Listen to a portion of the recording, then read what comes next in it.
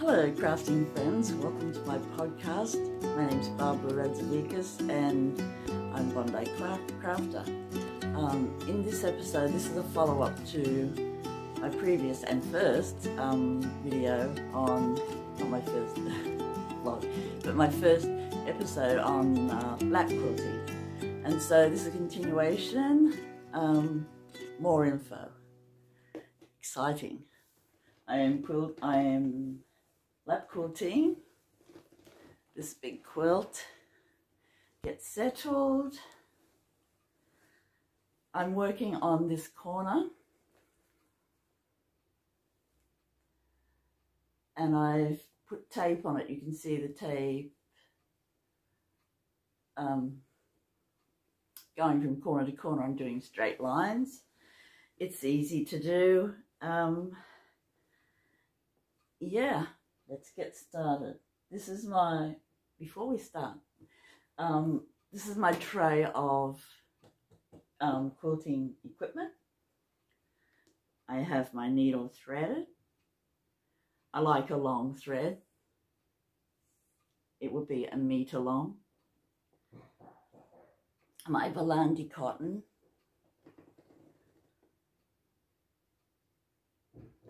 It's a beautiful variegated cotton. They make lovely variegated cottons. I'll put it in the description box, and it is a number 8, so not a number 8, but a 8, the thickness of the cotton. I've got a thin, sharp needle, no specific type of needle, just strong, thin, sharp, with an eye that is easy to thread. This is my bag of, and these are the only cottons that I have. I've been collecting them for a long time. Every time I go to a craft show, I restock. I especially love the variegated cottons. These will keep me going forever. But yeah, love buying cottons. I've got my container of curved pins. So as I go along, I'll take the pins out and put them in there. And this is about all you need. I've got my straight pins with my trusty little pin holder and a couple of pairs of different scissors. My left-handed scissors and my birds. I really love them. They were a gift from my friend Judith. And the sticky tape. A 3/8 sticky tape. I've pinned it up and I've put my straight pins alongside where I'm going to go, and I'm going to go anti-clockwise. Because I'm left-handed, we go anti-clockwise. But a right-handed person would go clockwise, I imagine. So, and when I'm quilting, I just do a running stitch and big stitching, as you would imagine, with the cotton. It doesn't take very long at all, and I've already done a few squares. So, take a thread in, do a back stitch.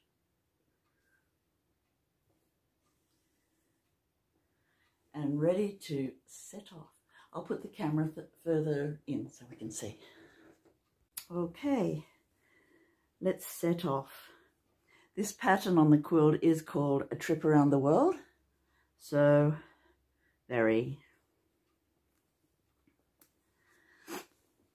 a good description, let's say. So I hold the back of the quilt with my right hand and I sort of direct the needle up and down with my forefinger under the quilt to make sure that all the layers are caught, and my top finger to make sure the needle goes down in the right place, and I want to keep exactly alongside the sticky tape.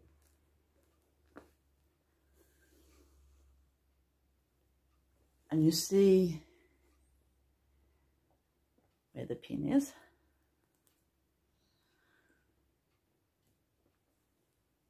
That I've just started, just here. So I'll continue around and see if I can chat while I'm doing it. I have been doing this method of quilting for years now, and I find it the most easy to do. There is no space here for a frame or a hoop, really. Hoops, I don't know, they seem to get in my way, especially holding it with one hand, the frame. I'm probably doing it wrong, but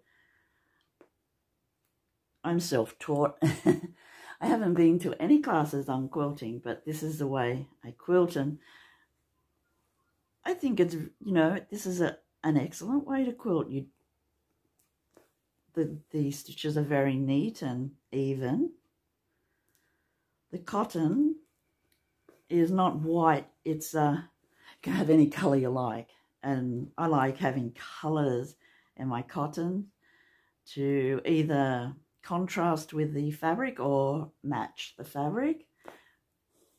And oh, these fabrics are just lovely. I've had them for so long, and then COVID came along, and I'm thinking I need something to do that's really nice, you know, really keep me interested in everything. And so I dove into my Fassett fabrics.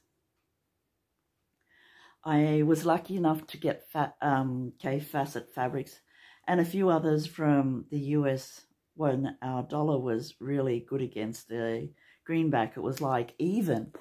And so I purchased a lot of, well, I can't say a lot, but, you know, I had a lot of different fabrics. So I only buy small quantities of each fabric. Ones I really like, I buy a metre of, but usually I buy half a metre or 20 centimetres even I used to buy, because I just wanted to have a big selection. So I got out all my Fassett fabrics.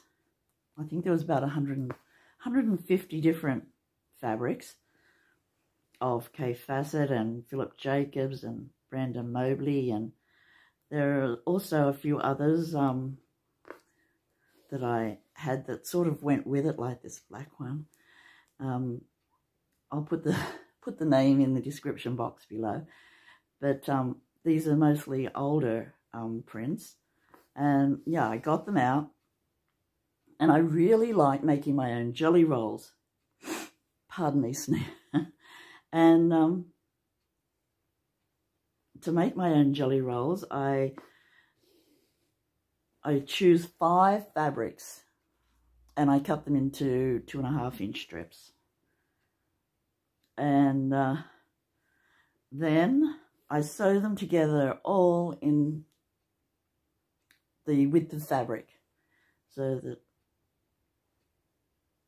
oh sorry, before that, the jelly rolls, yeah. So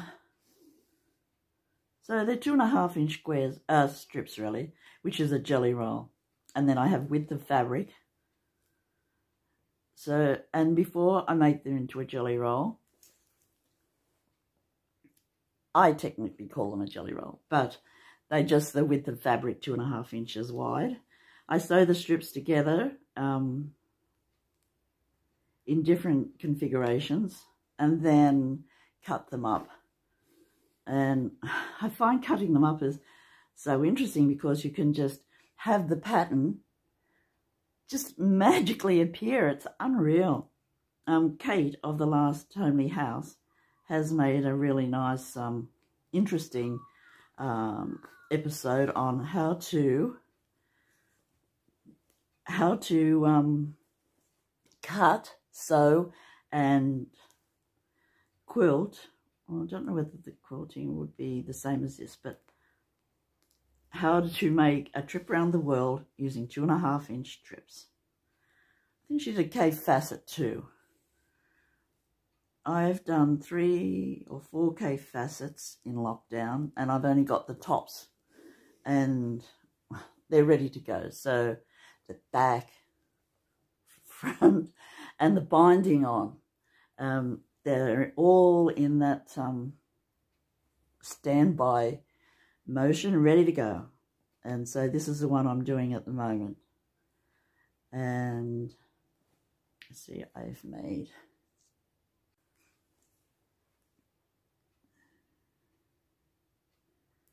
I'm sitting near the window in the morning, hand quilting. I can only hand quilt in the morning near the window because I need good lighting.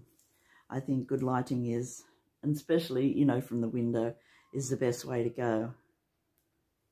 I haven't got any overhead lights or that.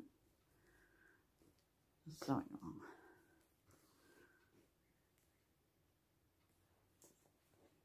Yeah, so with these quilts, I've made a green. This is a green. I've made a blue, a red. The red is beautiful too. I mean, they all are beautiful. Blue, red and green. And I think there was an orange and yellow. I'll get those out later and do another episode on the other quilts. But this one I thought I would demonstrate how to hand quilt in my lap. I think this is an excellent way for people with small spaces. And, you know, it's portable too. I mean, I take it outside to quilt. You can just lay down a sheet or something under the chair so that if it accidentally goes on the ground, it won't get dirty or get leaves or things in it. And so you see, I'm just doing a running stitch. Now I've come to the place where I need to do a corner, and this is all you have to do. You just reconfigure it in your lap so that you have a straight line. The line goes all along here to the black point and to the black point here. I've done this row while speaking. I'll do this one, go down the other side, and then back to where I started. And that will be a whole square done. And then I'll fill in the centers like I have on the other. But I really hope that you try this, you know. Anyone can do it. Children can do it. I started my children quilting at about, well, sewing. Some are more enthusiastic than others. When they wanted to start using the sewing machine, and that was at school. So I think they were about 8 when they could sew pieces of fabric together. Some were interested in making dolls' clothes. One of my daughters, I've got a quilt that she made when she was 8. That was Sky. It's a nice little top. I've kept it. She can have it back whenever she wants it. I think this is a lovely, gentle craft for anyone to learn. Men, women, children. And it's peaceful, you know, it's like meditation. It's not stressful. Sometimes, well, mostly, I have a podcast or music on while I'm quilting. Time goes very fast. Have a comfy chair and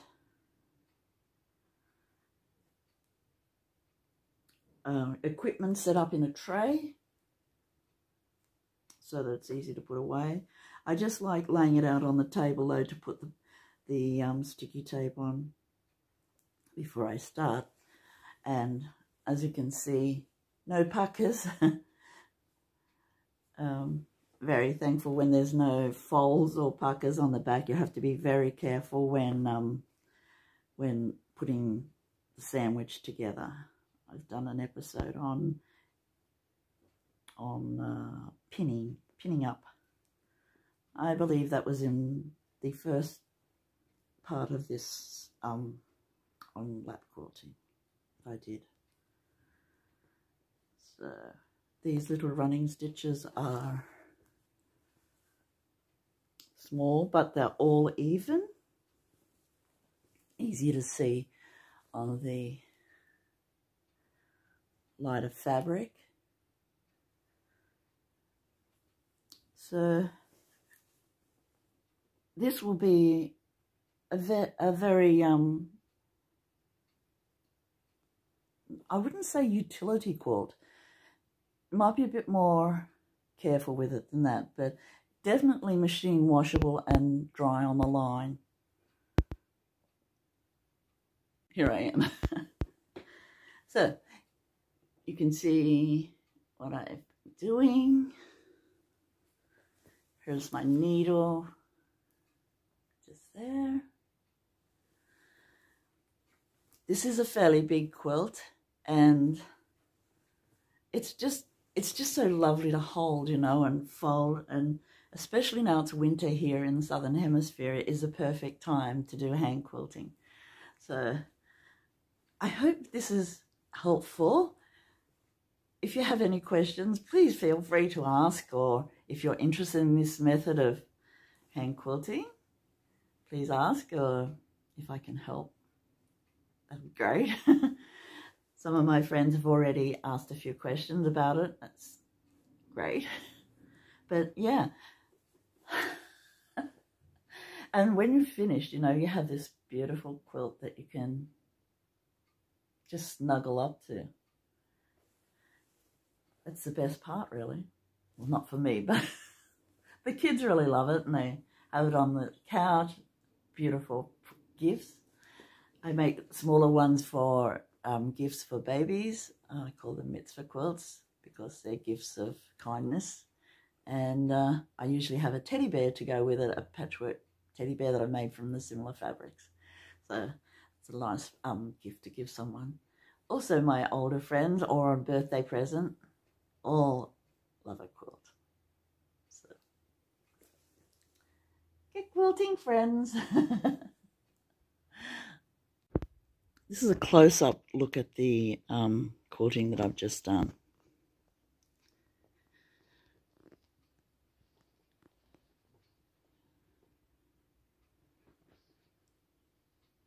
You can see the sticky tape.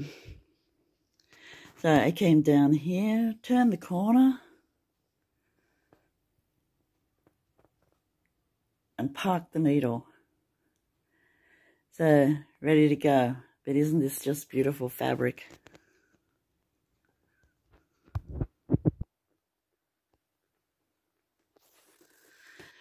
And, you know, when I want to stand up, I just gather it all up and put it on the couch. Sorry about my finger. There we are. My cottons, all my equipment.